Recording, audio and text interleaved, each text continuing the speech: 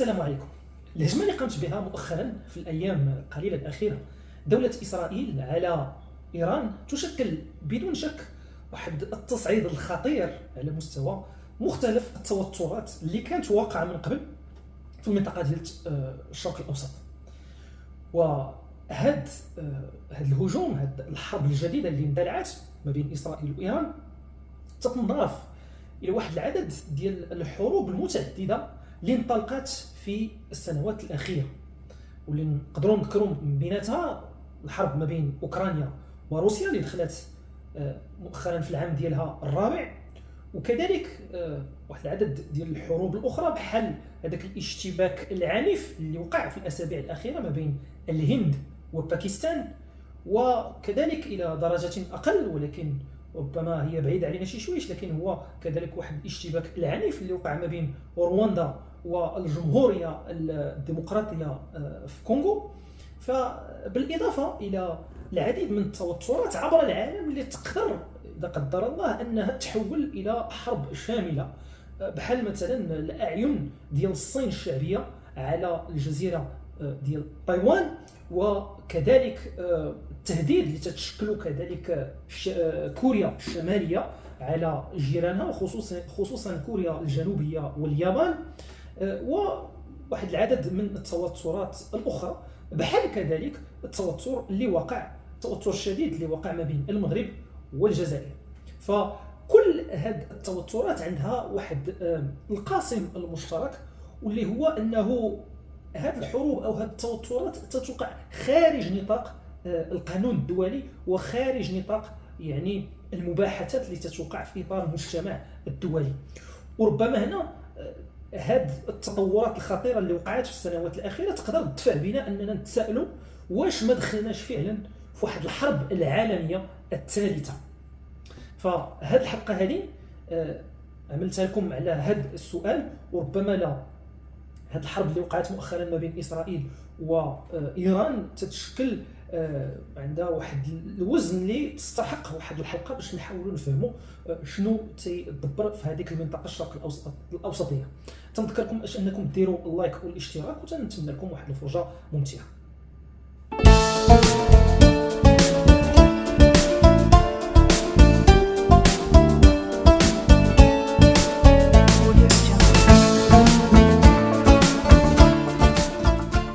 الملاحظة هنايا الأولى اللي نقدروا نطرحوها هي أنه على عكس ما تيتم الترويج ديالو في القناة الإخبارية وفي كذلك وسائل الإعلام على أنه الرئيس الأمريكي دونالد جي ترامب فقط تم إخبار ديالو في الساعات القليلة الأخيرة من هذيك الهجمة، يعني تم الإخبار ديالو على هذه الهجمة هذه فقط في يعني الساعات القليلة الأخيرة. قبل منها هذا يعني التصريح هذا وهذا الخبر هذا يعني صعيب أنه يتصدق.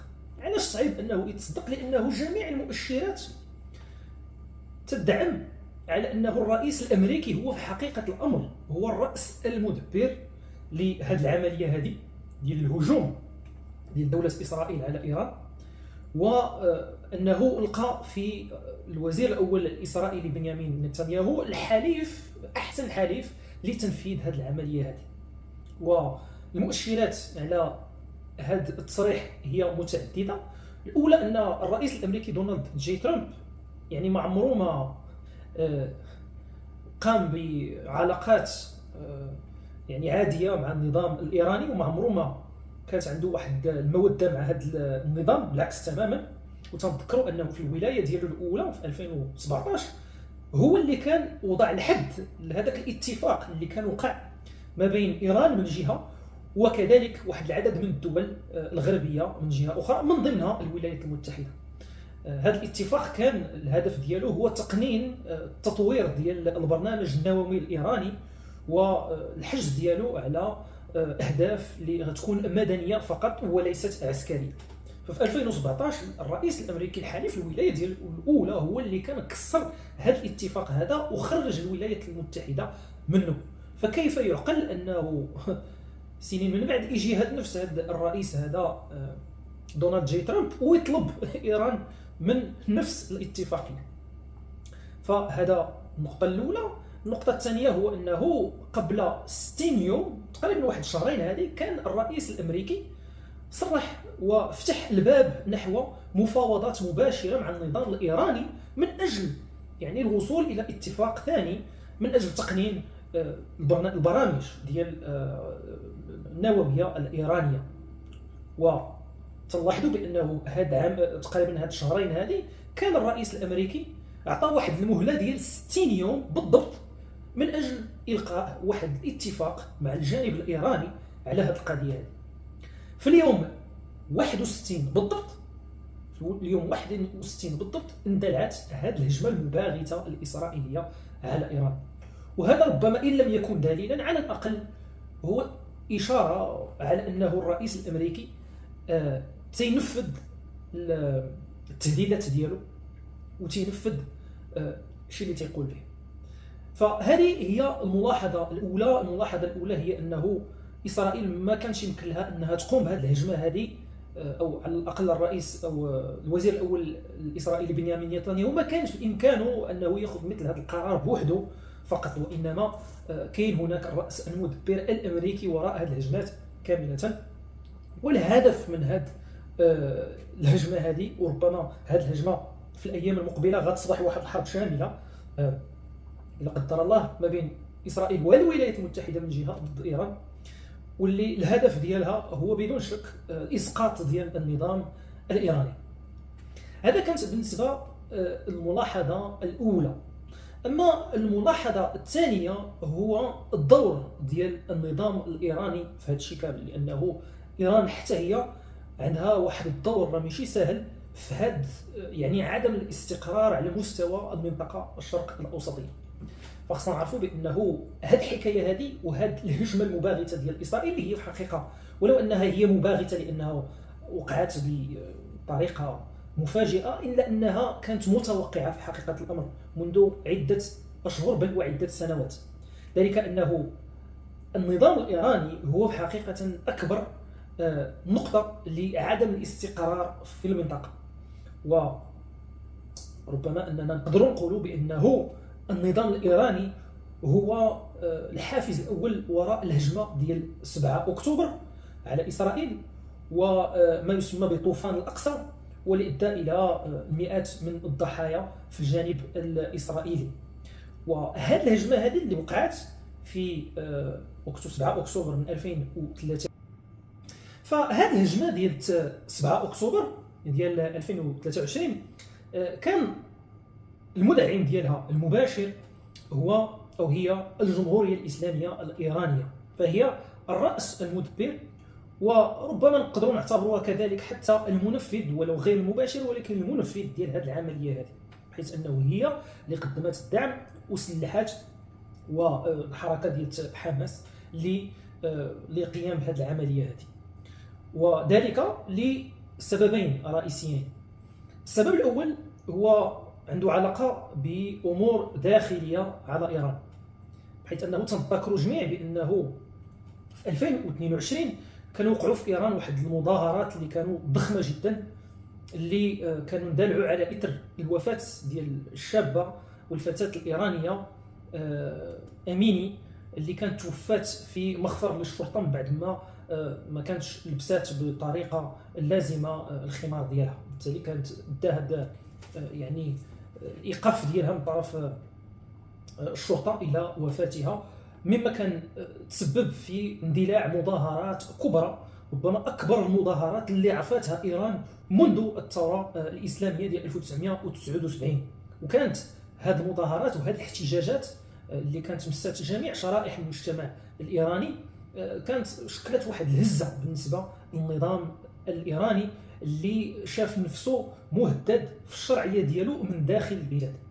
وأثناء العام ديال 2023 كان ظهر واضح بأنه النظام الإيراني كان عاجز أنه يوضع واحد الحد لهذه الاحتجاجات، واللي كانت غادي تؤدي بدون شك إلى ربما مظاهرات واحتجاجات أكبر اللي تقدر تؤدي إلى سقوط النظام، وبالتالي فكان هذا واحد الدافع بالنسبه للنظام الايراني انه يفكر في طرق من اجل تغيير الانظار ديال الراي العام الايراني من المشاكل ديالو الداخليه نحو امور اخرى، ومنها القضيه الفلسطينيه.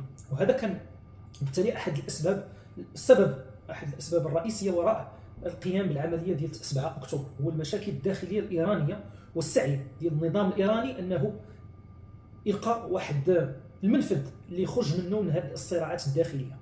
اما السبب الثاني فعنده علاقه بالسياسه الخارجيه ديال ايران، وخصوصا التحالفات ديالو الدوليه، وكذلك الحرب اللي كانت وقعت ما بين روسيا واوكرانيا، بحيث انه شاف النظام الايراني انه اندلاع واحد الحرب في الشرق الاوسط وخصوصا في فلسطين قد يؤدي الى يعني تعزيز الخطاب ديال النظام الايراني على انه مهدد، وعلى انه يعني يدعم واحد الناحيه وجهه النظر ديالو السياسيه والايديولوجيه من واحد الناحيه. فهادو هما السببين اللي اداو النظام الايراني الى القيام ودعم عمليه مثل ما وقعت في 7 اكتوبر من 2023، وادت الى بدايه هذاك التسلسل اللي ادى اليوم الى هجوم اسرائيل على الجمهوريه الاسلاميه. فهذا الصراع هذا وبدون شك غادي ينتهي ربما بانهيار النظام الايراني، لانه هذا هو الهدف في الحقيقه وراء هذا الشيء كامل، او على الاقل الاضعاف ديالو بشكل كبير، واللي غادي يؤدي ربما في اجل ديال اشهر او اعوام الى السقوط ديالو في الاخير. وهذا الحقيقه هو اللي شاهدناه منذ اشهر في سوريا حتى، واللي كانت حتى هي احد الحلفاء ديال النظام الايراني. فاليوم النظام الايراني اصبح هو نقدر نقول هذاك الهدف ديال جميع الدول ديال الغرب، وعلى راسها الولايات المتحده، لانها تشكل واحد التهديد المباشر للسياسه ديال الولايات المتحده والسياسه ديال الرئيس الامريكي دونالد ترامب بوجه الخصوص، بحيث انه ما خصناش ننساو انه الهجمه ديال 7 اكتوبر ديال 2023 كذلك كان من العواقب ديالها انها فشلات هذوك الاتفاقيه ديال ابراهام اللي كانت ادات واحد العدد ديال الدول العربيه انها تطبع مع دوله اسرائيل. وكانت هذه المبادره هذه كانت وقعت بوجه الخصوص بمبادره ديال الرئيس الامريكي دونالد ترامب وبالتدخل، يعني بالتدخل ديالو. بالتالي فالافشال ديال هاد المبادره هذه ديال اتفاقيه ابراهام هي اللي ادت بالرئيس الامريكي اليوم انه يتكلف بالقضيه الايرانيه ان صح التعبير، وانه يوضع الحد للسياسه المعاديه ديال الجمهوريه الاسلاميه الايرانيه لهذه المبادره هذه في ربما تسويه الامور وتهدئه الامور في المنطقه الشرق الاوسطيه. بحيث انه ما ننساوش كذلك انه قبل 7 اكتوبر كانت المملكه العربيه السعوديه على وشك انها تدخل حتى هي في واحد النوع من المسار اللي كان غادي يؤدي بها ربما الى الامضاء على اتفاقيه مماثله لاتفاقيه ابراهام.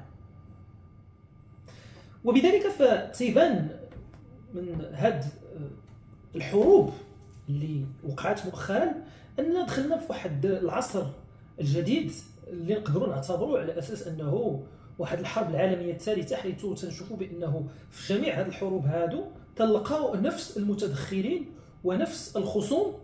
من جهه نقدروا نعتبروهم دول الغرب واللي على راسهم الولايات المتحده، واللي تنضموا عليهم اوروبا الغربيه او الاتحاد الاوروبي، وكذلك بعض الدول في العالم بحال استراليا وبحال اليابان مثلا وغيرها من الدول من جهه. ومن جهه اخرى تلقاو البلدان ديال الجنوب العالمي لو سود جلوبال، او كذلك البلدان ديال البريكس من ولا على راسهم الصين الشعبيه، وكذلك روسيا والبرازيل والهند وغيرها من الدول ديال ما كان يعرف بالعالم الثالث. فتلقاو دائما في هذه الحروب اللي اشتعلت مؤخرا انه كاين واحد النوع من التصادم ما بين هذه الكتلتين، واللي تتشكل واحد النوع من العصر الجديد اللي جاء من بعد من الحرب البارده اللي كانت الى حدود 1991 وهذيك الفتره ما بين هذه الحرب البارده وهذا النوع من الحرب الجديده او الحرب العالميه الثالثه اللي اندلعت.